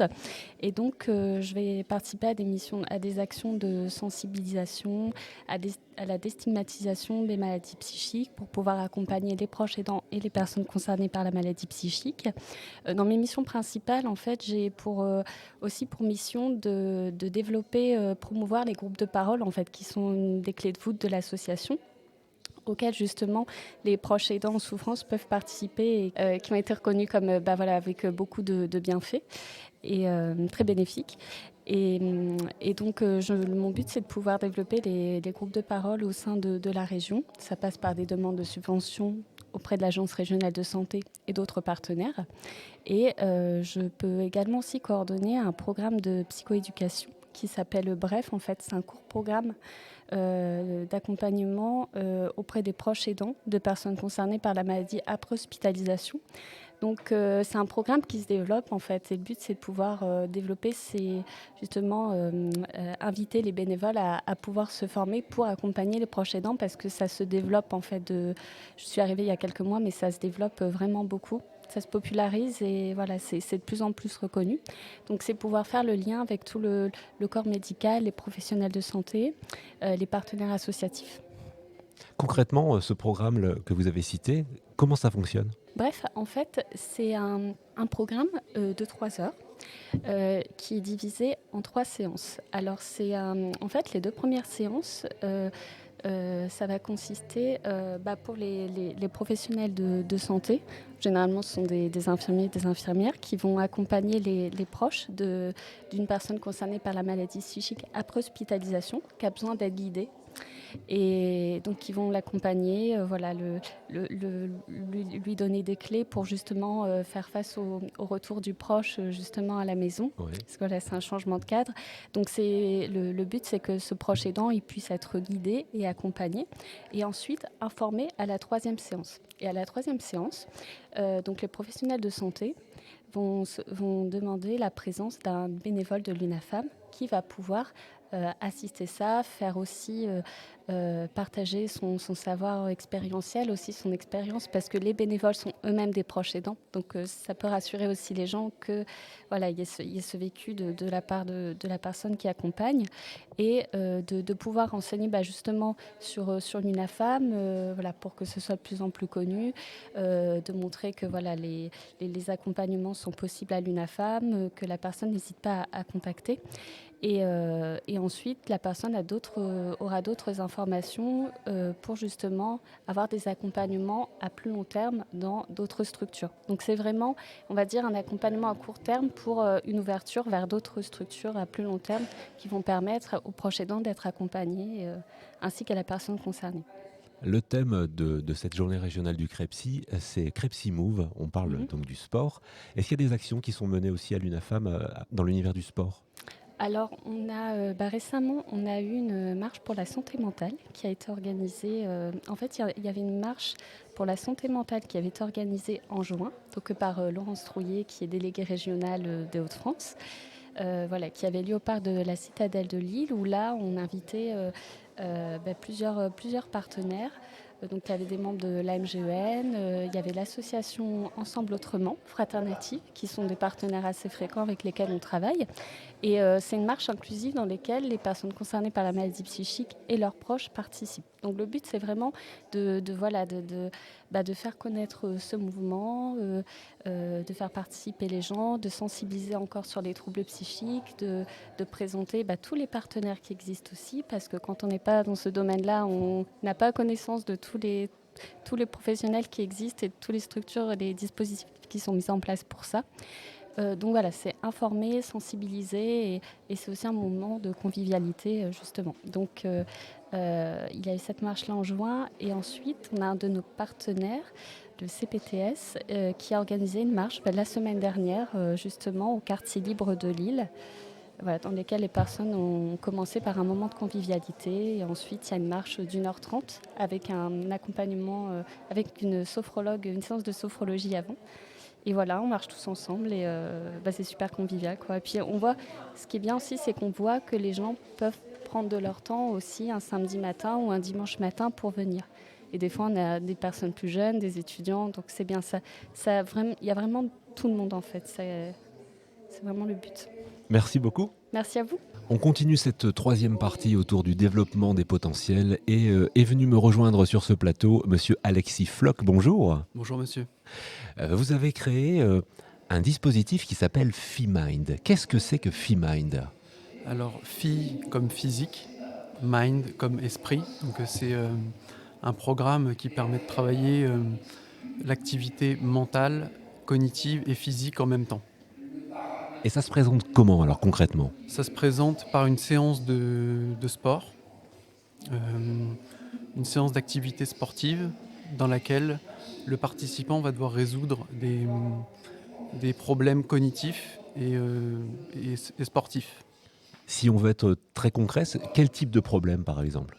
Par exemple, vous allez devoir résoudre des problèmes de mémoire, donc retrouver des suites, par exemple des suites de couleurs, des suites de chiffres, des suites de noms d'exercices, parce que le participant est amené à nommer ces exercices. Et donc on va lui demander des suites, et il doit retrouver les éléments, les informations pour pouvoir se déplacer dans les espaces. C'est un programme que vous avez déjà mis en place, déjà testé ? J'ai déjà essayé auprès de proches, et j'ai eu des très bons retours. On me disait qu'on ressentait les cognitions dans le corps quand on faisait l'activité. On me disait aussi que l'activité physique allait beaucoup plus... Le sentiment lié à l'activité sportive était beaucoup plus réduit. Ça veut dire qu'on avait l'impression que le temps passait beaucoup plus vite quand on faisait l'exercice, quand on faisait une séance. Donc c'est ça les principaux retours que j'ai eus. C'était surtout ces deux choses-là. Et votre objectif, c'est quoi ? C'est de proposer ce programme dans d'autres structures ? J'aimerais bien, mais pour l'instant, le premier objectif, c'est d'installer ce programme avec Chrysalide, une structure de réhabilitation psychosociale à Clermont. Et l'objectif, c'est de tester sur une petite étude pilote sur 30 personnes, comment mon programme peut fonctionner, quoi. Il peut peut se mettre en place pour améliorer le bien-être des participants et leur proposer de ritualiser leurs exercices sportifs au quotidien. Cette étude, elle est déjà lancée ou elle aura lieu là cette année ? Elle aura lieu cette année, voire au début d'année 2025, je l'espère. Ouais. Merci beaucoup d'être venu nous voir. Merci à vous, monsieur. Journée régionale du CREPSI Hauts-de-France 2024. On est toujours dans la troisième partie de cette émission pour les 10 ans du CREPSI, dans la partie du développement des potentiels. Et j'accueille Madame Sophie Boucher. Bonjour. Bonjour. Vous êtes adhérente à l'association Pouvoir d'Agir 60. Oui. Donc une asso de l'Oise, j'imagine. Tout à fait. Est-ce que vous pouvez nous présenter l'association ? Oui, donc c'est la seule association d'usagers en santé mentale dans l'Oise. Donc nous faisons de la paire et danse, nous sommes intervenants paire également. Nous faisons de la sensibilisation à la santé mentale, à la paire et danse, au rétablissement, aussi bien à l'EPSM de l'Oise, à l'IFSI, ce qui est Institut de soins infirmiers. Voilà. Aux apprentis d'Auteuil, voilà, nous intervenons donc dans différents endroits. Si on devait définir la paire et danse, qu'est-ce que c'est ? La paire et danse, c'est aider ses pairs, des personnes qui ont plus ou moins eu ou ont la même pathologie que l'on a ou que l'on a eu. Donc si par exemple une personne hospitalisée aura plus facilement, c'est prouvé d'ailleurs, parlera plus facilement avec un ou une de ses pairs qu'avec le médecin ou même un psychologue, par exemple. En regardant la brochure de votre association, je vois que vous favorisez l'empowerment. Comment est-ce qu'on pourrait traduire ça ? Comment on pourrait expliquer ça ? Nous, on traduit l'empowerment par pouvoir d'agir, justement. Mais il y en a qui vont dire empouvoirment. Ouais. Voilà, c'est le pouvoir d'agir, rendre du pouvoir d'agir. C'est reprendre le pouvoir aussi, voilà, peut-être. Ouais. Reprendre du pouvoir sur son parcours de rétablissement, être acteur de son rétablissement, être acteur de sa vie et non pas être passif, quoi. Vraiment être actif et reprendre de l'espoir pour accéder si possible à l'autonomie, à l'indépendance. Voilà. Dans les expériences ou les gens que vous avez pu rencontrer, alors est-ce qu'il y a une belle histoire ou un moment qui vous a touché ? Oui, bien sûr. Je suis allée voir plusieurs fois au CHI une personne qui était hospitalisée, une jeune personne qui avait des troubles du comportement alimentaire et qui souffrait de troubles bipolaires. Et elle était assez fermée par rapport à son traitement. Voilà. Puis en parlant plusieurs fois avec elle, en lui disant, par exemple, moi je ne prenais pas mon traitement, je vivais comme ça, après je prends mon traitement, mais le minimum de traitement, mais avec des thérapies alternatives à côté. On peut faire du sport, bien sûr, mais si on ne peut pas faire du sport, une activité physique, je ne sais pas moi, faire du vélo à fond ou jouer au basket, mais on peut faire aussi ce que j'ai appris moi à faire, c'est à me stabiliser avec aussi la sophrologie, le yoga, la méditation, la psychologie positive. Voilà, il faut vraiment essayer de trouver le bon chemin, son propre chemin de rétablissement par l'intermédiaire de thérapies alternatives. J'ai l'habitude de demander aux invités qui passent sur ce plateau s'ils ont un mantra, quelque chose qui se répète souvent. Alors, on est à la radio, donc on ne le verra pas bien, mais sur votre sweatshirt, il y a une phrase connue, « Mens sana in corpore sano ». Ça fait partie de votre mantra ou pas du tout ? Voilà, c'est ma nouvelle vie depuis 4 ans. Ouais. Et pour bien s'occuper de sa santé mentale, il faut bien s'occuper de sa santé physique aussi. Il faut donc s'aimer un peu. Pour aider les autres, il vaut mieux s'aimer. Et s'occuper de son corps et de son mental, il vaut mieux s'aimer. Donc oui, se dire tous les jours, t'es quelqu'un de bien. Et le fait de remonter, j'imagine que ça passe par des belles réussites, par des phases d'échec aussi ? Bien sûr. Des fois, il y a des coups de blues, des redescentes. Et il faut s'accrocher, tenir bon. Dans ces cas-là, moi aussi, je parle avec mes pairs. avec mes camarades de l'association ou d'autres associations ou d'autres personnes proches. On s'encourage, on s'aide mutuellement. Enfin, c'est un pas après l'autre, step by step. La vie, c'est au jour le jour. On essaie quand même de faire des projets, bien sûr. Toujours avoir un objectif pour reprendre espoir. Et la confiance en soi, c'est très important. Merci pour votre témoignage, Madame Boucher. Je vous remercie beaucoup de m'avoir invité. Crepsi Move, pouvoir bouger, pouvoir d'agir. Émission spéciale. Les 10 ans du Crepsi avec le programme Crepsi Move. Aujourd'hui, c'est la journée régionale du Crepsi Hauts-de-France. On continue de parler du développement des potentiels et je reçois Marina de l'asso Dansons comme des fous. Qu'est-ce que c'est que cet asso, Marina ? Eh bien, d'abord, merci de nous donner un temps pour vous parler de cette association. Alors, Dansons comme des fous, c'est une association qui existe depuis plusieurs années déjà, qui rassemble depuis 2014 un collectif de partenaires, tous engagés avec deux principes communs que sont la lutte contre la stigmatisation du trouble psychique et puis la conviction que l'activité physique et sportive est un outil thérapeutique. Alors, activité physique, mais la danse aussi, j'imagine, vu le nom de l'asso, ou pas du tout ? Oui, si, tout à fait. Alors, c'est vrai que c'est l'activité physique et sportive sous toutes ses formes, mais aussi le fait de danser, le fait de bouger de manière générale, de s'inscrire dans une salle de sport ou de s'inscrire dans un club de sport aussi, mais pas que. C'est vraiment la promotion de toutes les formes de bouger ensemble, en tout cas.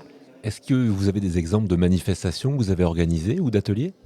Tout à fait. Alors c'est vrai que Dansons comme des fous, c'est beaucoup mobilisé autour des semaines Sentez-vous sport qui ont lieu en général fin septembre de chaque année. Donc c'était le temps fort de Dansons comme des fous. Et puis après on s'est un peu déplacé au sein de groupes d'entraide mutuelle, au sein de différents hôpitaux qui nous ont invités justement pour parler des bienfaits de l'activité physique et sportive. Donc on se déplace de bien volontiers et au niveau de l'association, on a comme ça une forte mobilisation qui a été lancée pendant une bonne dizaine d'années. Alors le Covid est passé quand même par là. Donc on a dû un peu se repositionner, mais ce repositionnement nous a permis d'essayer de capitaliser autour de ces 10 années d'expertise, puisque cette année on fête les 10 ans de Dansons comme des fous, et c'est comme ça qu'on a pu rédiger un guide, le guide qui s'appelle « Guide de bonne pratique pour franchir les premiers pas vers une meilleure santé mentale ». Et c'est vrai que pendant les 9 derniers mois, il nous a fallu 9 mois pour sortir le guide. On a réussi du coup à mettre en forme notre expérience de 10 années autour de la promotion de l'activité physique et sportive et de la déstigmatisation du trouble psychique. Alors pour nos auditeurs, ce guide, il est disponible où ? Où est-ce qu'on peut le trouver ? Alors il est sur le site, on a eu la chance d'avoir une page dédiée sur le site de Promotion Santé Hauts-de-France. Donc on peut le télécharger à cette occasion. Et puis du coup, juste dire que l'association, elle a fédéré vraiment un grand nombre d'acteurs. Hein. Je ne vais pas tous les citer, mais c'est vrai qu'on retrouve la Maison des usagers en santé mentale de la MGEN, les conseils locaux de santé mentale, le CREPSI, l'UNAFAM, l'association Passerelle, Ensemble Autrement. Donc on a réussi aussi à mobiliser tous ces acteurs, dont aussi des personnes concernées qui nous ont aidés à construire ce guide. Et puis un petit clin d'œil quand même à sa présidente, qui est Lucie Bailleul, pédopsychiatre, et qui a fait son internat en 2015, 2014, avant 2014, puisque l'association est née à ce moment-là, et qui s'est engagée toutes ces années pour porter le message des bienfaits de l'activité physique et sportive. Alors pour terminer, qu'est-ce qui vous a motivé, vous, à vous engager bénévolement dans ce projet ? Alors, dans le cadre de mes missions, la lutte contre la stigmatisation, c'est quelque chose d'important. On a tous les ans en santé mentale les semaines d'information santé mentale qui ont lieu la première quinzaine de chaque année en octobre. C'est quelque chose de fort parce que la stigmatisation du trouble psychique, elle est vraiment importante. On va, dès qu'on prononce des mots comme schizophrénie, comme trouble bipolaire, trouble borderline, finalement on note une certaine appréhension dans les différents milieux, que ce soit professionnel, on travaille beaucoup aussi sur les questions d'insertion professionnelle, que ce soit aussi de l'isolement sur notre vie affective, que ce soit aussi dans le monde du sport. Et donc pour moi c'était important qu'on puisse s'engager et qu'on puisse dire on est tous concernés par les questions de santé mentale de manière générale. On l'a vu en post-Covid, heureusement, et puis arrive pour 2025 la santé mentale comme grande cause nationale. Mais c'est vrai que du coup, cet engagement, il est fort parce qu'il faut aller à l'encontre des idées reçues sur le trouble psychique. Et vraiment le message de on est tous concernés et on a beaucoup de préjugés sur le trouble psychique, notamment sur les questions de dangerosité. Qu'on fait, le parallèle qu'on fait rapidement entre troubles psychiques et dangerosité, et c'est vrai qu'il faut lutter contre ça. Les personnes porteuses d'un trouble psychique sont elles-mêmes plus victimes que la moyenne générale de la population. Si je donne juste cette information-là, mais voilà, mon engagement personnel, c'est vraiment d'aller plus avant sur une meilleure connaissance et faire tomber les idées reçues. Merci beaucoup Marina. Merci à vous. Et c'est le moment du témoignage maintenant dans cette émission Crepsi Move. Et je reçois sur ce plateau Enzo et Anne-Claire. Bonjour à vous deux.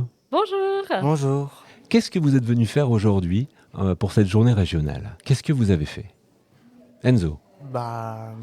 On a surtout découvert de nouveaux sports qu'on connaissait pas. C'est vrai que par exemple la sarbacane. Qu'est-ce qu'il y avait d'autre comme sport que tu ne connaissais pas ? Tu as essayé le brain ball ou pas du tout ? Non. Non, pas encore ? Et j'ai appris aussi le tai chi que je ne connaissais pas du tout et c'est là que j'ai appris. Et ça t'a plu le tai chi ? Oui. Et toi Anne-Claire ? Alors moi c'était plus pour découvrir les lieux. Ouais.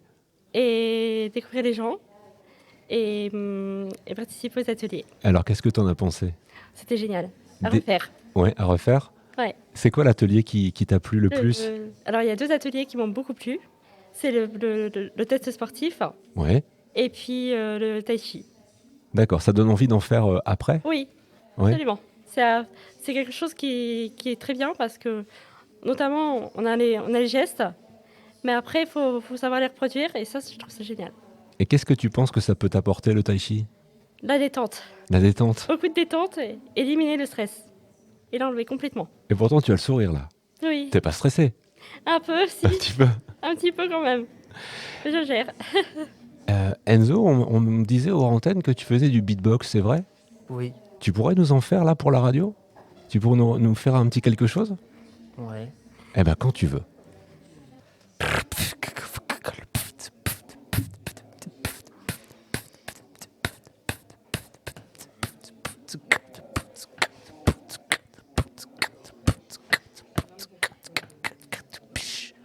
Bravo.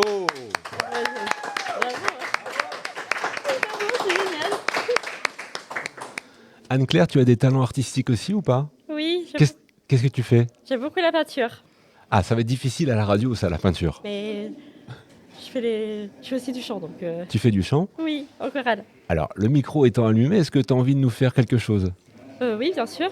Quelle chanson voulez-vous que je chante? On peut choisir en plus. Oui. Vous avez pas de thème? Il n'y a pas de thème. Faudrait une chanson en rapport avec le sport, ce serait bien. Alors, j'ai pas ça en T'as tête. pas ça en tête? Mais par contre, comme ça va être bientôt la période de Noël, Ouais. je vais vous chanter une chanson de Noël. Vas-y, c'est à toi. La marche des rois. Vas-y. Alors, normalement, il y a une intro, normalement, mais... Normalement, bah oui, on l'a. Mais là, on l'a pas sur l'antenne. Non. Je vais vous la faire en vite. De bon matin, j'ai rencontré le train de 3 grands rois qui partaient en voyage. De bon matin, j'ai rencontré le train de 3 grands rois qui partaient de son grand chemin. Le Fils de Dieu qui naquit en ces lieux, ils viennent tous présenter leurs hommages. Le Fils de Dieu qui naquit en ces lieux, ils viennent tous présenter leurs douves. En mirant sont de beaux présents qu'ils ont portés à cet enfant adorable. En mirant sont de beaux présents qu'ils ont portés à ce divin enfant.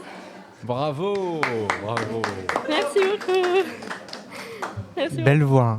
Merci. Merci à vous deux d'être venus nous voir et d'être venus témoigner sur ce Merci à plateau. vous. C'était votre première expérience à la radio? Très. Oui. Il y en aura d'autres, j'espère. Oh oui, avec plaisir. À très bientôt, merci. Merci beaucoup. Merci à vous. Merci de nous avoir suivis. C'est sur ce beau témoignage que se termine cette émission spéciale autour de la journée régionale du Crepsi 2024. Crepsi Move, pouvoir bouger, pouvoir d'agir. Une émission à retrouver en podcast sur le site du Crepsi Hauts-de-France et sur rpl.radio. À très bientôt. I wish you could swim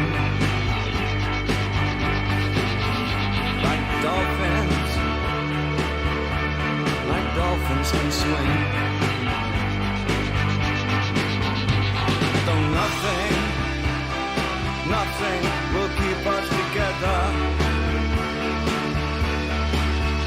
We can beat them forever and ever. Oh, we can be heroes just for one